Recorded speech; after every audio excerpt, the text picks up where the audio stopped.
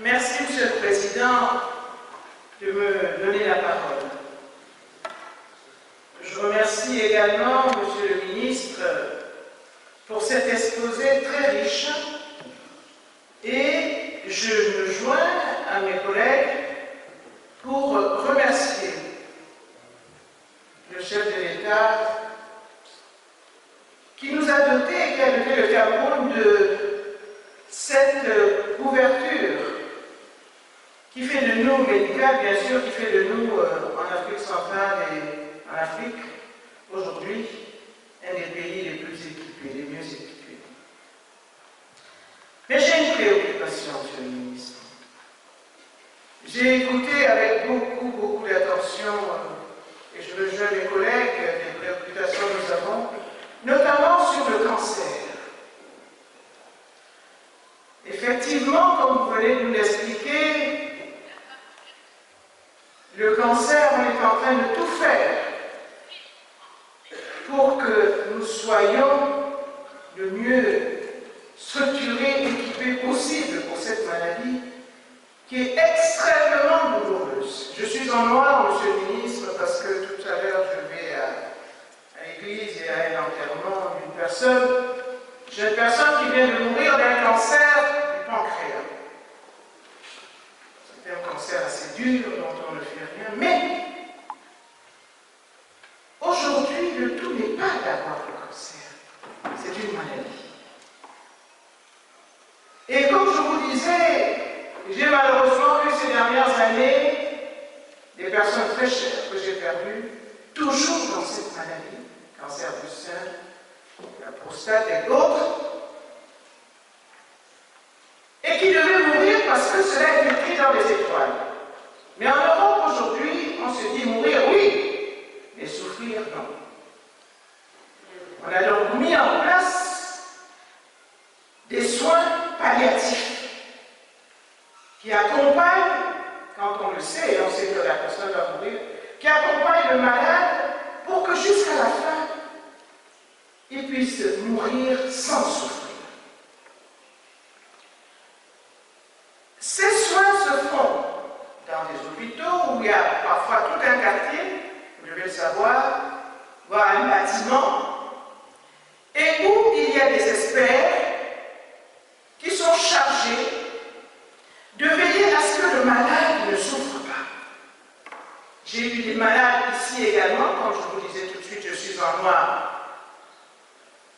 Parce que j'ai perdu une petite sœur, entre guillemets, enfin une cousine, qui a eu ce cancer du pancréas et qui a souffert. Les malades souffrent à tel point qu'ils réclament de mourir. Mourir, mourir, mourir. Voilà ma préoccupation. Je me rends compte, Monsieur le Ministre, que nous n'avons pas, ici encore, dans les hôpitaux où j'ai été, ces soins qui sont dispensés parce qu'à un moment donné de la souffrance, on nous donne des ordonnances en nous disant, bien sûr, on l'a dit tout de suite, les médicaments ne sont pas là, or, il faut aller acheter en Europe, voire ailleurs. En Europe, on ne peut pas les acheter sans ordonnance, ou alors, bon, ben, quand on arrive à les acheter, il faut qu'ils reviennent au Cameroun.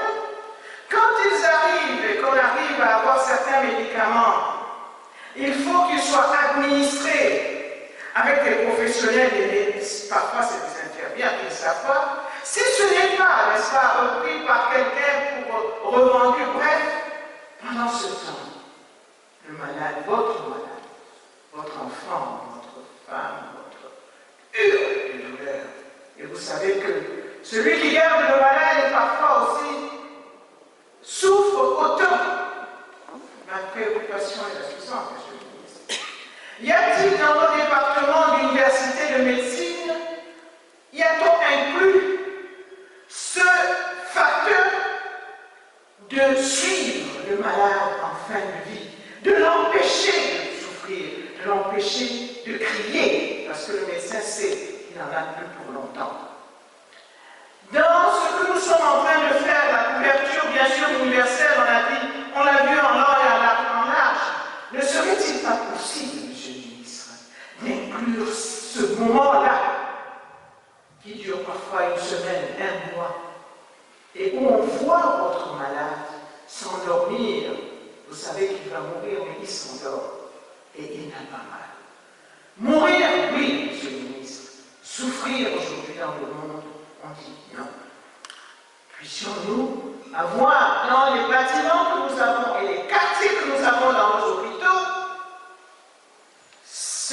ce département et nos étudiants dans nos universités se spécialiser dans ce domaine ainsi que le personnel soignant, car je me rappelle encore, monsieur le ministre, ma fille qui disait j'ai mal.